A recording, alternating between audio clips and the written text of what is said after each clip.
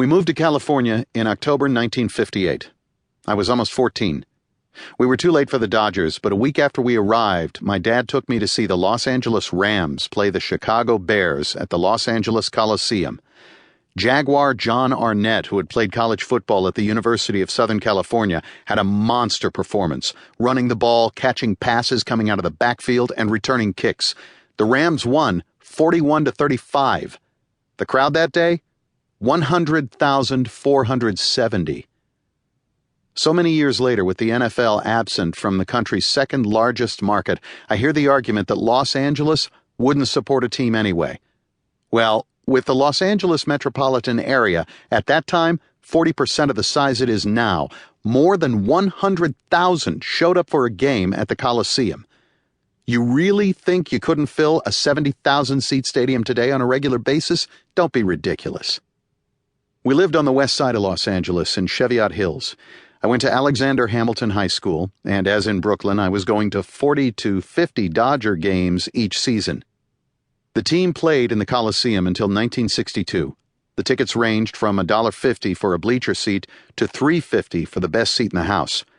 I was there, along with 93,102 other fans, when Roy Campanella, who'd been the Dodgers' regular catcher in Brooklyn and had been paralyzed in an automobile accident in January 1958, was honored on May 7, 1959.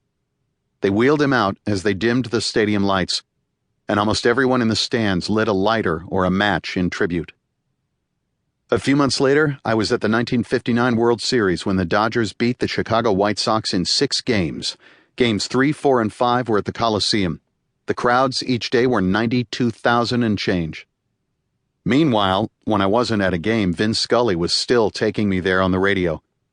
Scully was just 22 years old when he joined Red Barber in 1950 and then came with the team to Los Angeles, where he'd quickly become extremely popular in the land of the car and the car radio. Now that I was a little older, I was paying closer attention to what made Vin different from all other broadcasters. I guess the best way to summarize it would be that at the time, a lot of announcing was black and white. Here's what happened, and here's what happened next. Vin, though, was full-blown color, breathing life and detail into virtually every moment of every game. When the Dodgers moved to California, owner Walter O'Malley had feared that putting the games on television, giving them away for free, would hurt them at the gate. Today, teams make much more money on television contracts than ticket sales, but in the late 1950s, the thinking and the economics were different. In any event, no TV meant that my experience with Scully came almost entirely on the radio. I couldn't see the game, so he'd form the images in my mind. I loved the Dodgers. I loved the Los Angeles Rams. Eventually, years later, I'd switch my NHL allegiance from the Rangers to the Kings, who started play as an expansion team in 1967. And when my teams weren't involved, I still watched every sports event I could on television. Not necessarily to root, but instead to see what stories would emerge. I was fascinated by the competition. I was rooting for drama, a close game, and excitement. I loved the ebb and flow. I wanted extra innings. I wanted overtime. I wanted controversy, strategy, anything you could talk about with your friends for days afterward.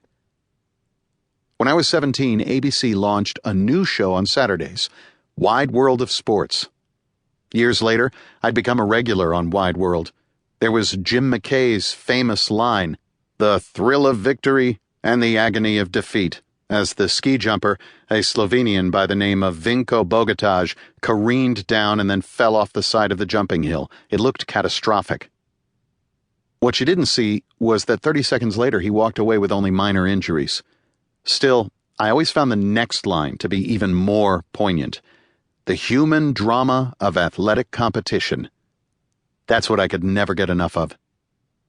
Even now, when I'm in my car in Los Angeles, I'll turn on a Dodger game and still know I'm going to hear Vin Scully, well into his 80s, describe some of that drama.